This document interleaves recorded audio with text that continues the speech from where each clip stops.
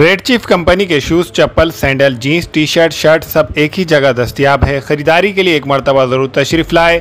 Proprietor Syed Junaid, red chief showroom, workshop road, मस्जिद हुदा के रूबरू, नांदेड़।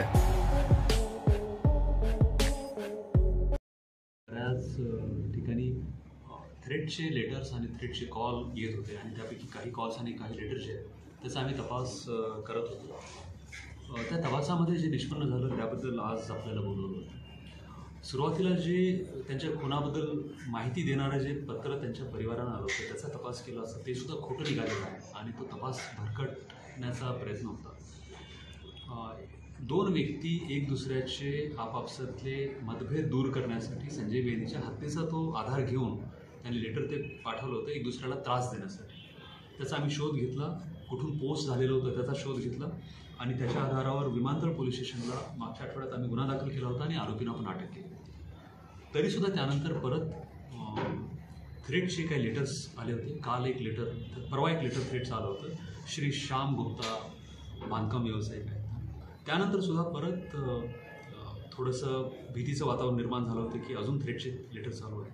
परंतु लेटर पाहिल्यानंतर आणि त्याचं ॲनालिसिस केल्यानंतर आम्हाला याची खात्री होती की हे सुद्धा बोगस आहे आणि हा कुणीतरी त्रास देण्याचा प्रयत्न करत आहे। त्या पत्राबद्दल आम्ही तपास केला आणि 2 दिवसामध्ये ते पत्र कुणी कुठे पोस्ट केलं होतं आणि कुणी लिहिलं होतं याचा आम्ही शोध घेतलेला आहे आणि तो आरोपीसुद्धा आम्ही निष्पन्न करून त्यांना अटक केलेली आहे। त्याबद्दल भाग्यनगर पोलीस स्टेशनला गुन्हा दाखल करण्यात आलेला आहे खंडणीचा 385 आणि 386 भादवी या कलमाखाली।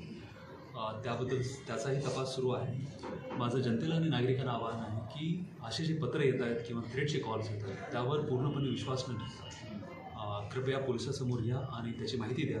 त्याच्यामधले बरेच थ्रेटचे कॉल्स आणि लेटर्स जे आहेत ते बोगस आहेत आणि कोणीतरी त्रास देण्याचा प्रयत्न करत आहे आणि आपसी दुश्मनी काढण्याचा प्रयत्न करत आहे। त्याबद्दल नागरिकांनी थोडंसं सतर्क राहणे आणि सजग राहणे फार आवश्यक आहे। खंडणी कितीची होती? याच्यामध्ये या पत्रानुसार 1 कोटीची त्यांनी खंडणी मागितलेली होती आणि जर ते जी खंडणीची मागणी होती ते श्याम गुप्ता आणि त्यांचे व्यावसायिक पार्टनर कौस्तुभ फरांदे या दोघांना ही खंडणीची पुन्हा धमकी आल्या अशी माहिती आहे। काय नेमका प्रकार?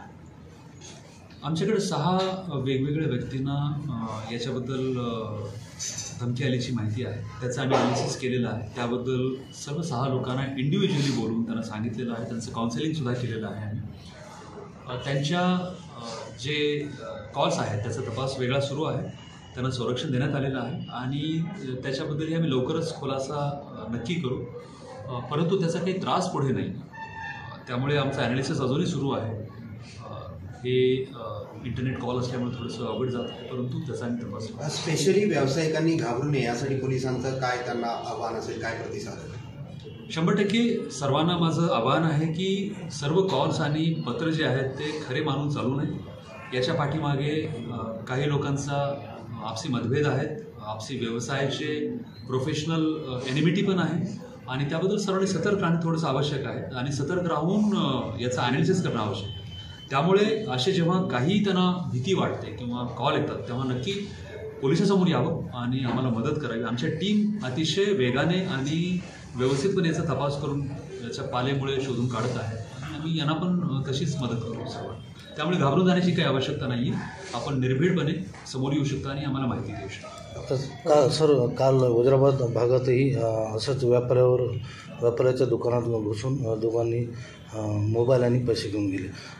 व्यापारी अजूनही भीतीच्या वातावरणात आहे। तो वेगळा गुन्हा आहे, त्याच्यामध्ये खंडणीचे वगैरे काही प्रकार नाही आहे। 2 भुरटे चोर होते आणि त्यांनी तो करण्याचा प्रयत्न केलेला आणि त्याच्यामध्ये ते सापडलेले पण त्यांना शोधण्यात आलेलं आहे आणि त्यांना अटक पण करण्यात आली। सर, ते पंजाब गुन्हा पण दाखल आहे। सर, ते पंजाबचे आहे? करेक्ट आहे, पंजाबचे आहेत आणि बाहेरचे आहेत आणि थोड्याफार पैशासाठी त्यांनी हे करण्याचा प्रयत्न केलेला आहे। त्यामध्ये पोलिसांनी लगेच तात्काळ कारवाई केलेली आहे। एक इंतहाई अफसोसनाक वाकया पेश आया। एक बाप ने अपनी बेटी को इसलिए मार दिया कि शादी के लिए इसके पास पैसे नहीं थे। इसी तरह जहेज वो घोड़े जोड़े की लानत ने एक नौजवान लड़की की जान ले ली है।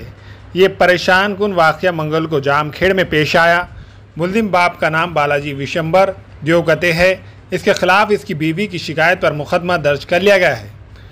मुखेड़ तालुक़े के देहात जामखेड़ से ताल्लुक़ रखने वाले बालाजी विशंबर काश्तकारी करता है। इसकी 18 साला बेटी का रिश्ता तय हो गया था। और चंद ही दिनों में शादी करनी थी। लेकिन घर के हालात इंतहाई ख़राब होने के बायस देवगते से परेशानी व तशवीश में मुब्तला था कि शादी के लिए पैसा कहाँ से आएगा।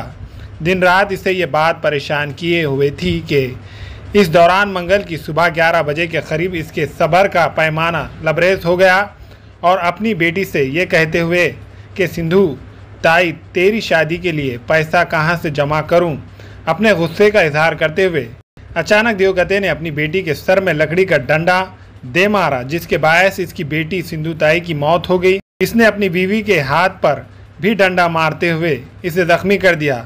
इस वाक़े की इत्तला मिलने पर पुलिस इंस्पेक्टर और पुलिस मुलाजिमीन जाए वाक़े पर पहुंचकर पंचनामा किया। मुल्जिम की बीवी की दी गई मालूमात पर देवगते के खिलाफ मुकदमा दर्ज किया गया। हमें ख़वातीन और औरतों के दिगर अमराज बांझपन के इलाज के लिए फैमिली प्लानिंग की मशवरात के लिए बेहतरीन आलात की सहूलत में नॉर्मल और ऑपरेशन से बच्चों की पैदाइश के लिए और ज़चगी के साथ साथ औरतों के दिगर अमराज के इलाज के लिए खुसूसी नज़्म केरला के मल्टी स्पेशलिटी और गवर्नमेंट हॉस्पिटल के तजुर्बेकार doctor Khan Sara Nuzrat Maveen maternity and nursing home Chawalwala complex SBI bank के ऊपर देगलू नाका नांदेड़। हमारे यहाँ फर्नीचर पलंग सिंगारदान सोफा सेट अलमारी डाइनिंग टेबल कंप्यूटर टेबल और दीगर कंपनियों के फर्नीचर दस्तयाब है। Proprietor Maulana Mohammed Shabbir Ahmed Sahab, deluxe furniture mall and home appliances, fruit market के सामने, माल्टीगिरी रोड, कामठा, नांदेड़। चिकन मंदी, मटन मंदी, Arabian dishes, Chinese dishes, Turkish dishes, special ज़ाफ़रान दम बिरयानी, बकरा हलीम अवामुल नास के लिए दस्तयाब है। इस रेस्टोरेंट में बैठने के लिए कशीदा खूबसूरत नशिस्तों का एहतमाम किया गया है। Alburaq restaurant, DK complex, Deglur Naka, Nanded. अस्सलाम वालेकुम, मैं अखिल मिर्जा। हमें उम्मीद है कि आपको हमारा चैनल अच्छा लगता होगा। लेटेस्ट न्यूज अपडेट के लिए देखते रहे नांदेड़ उर्दू न्यूज और न्यूज के पसंद आने पर लाइक, शेयर और सब्सक्राइब करना ना भूलें।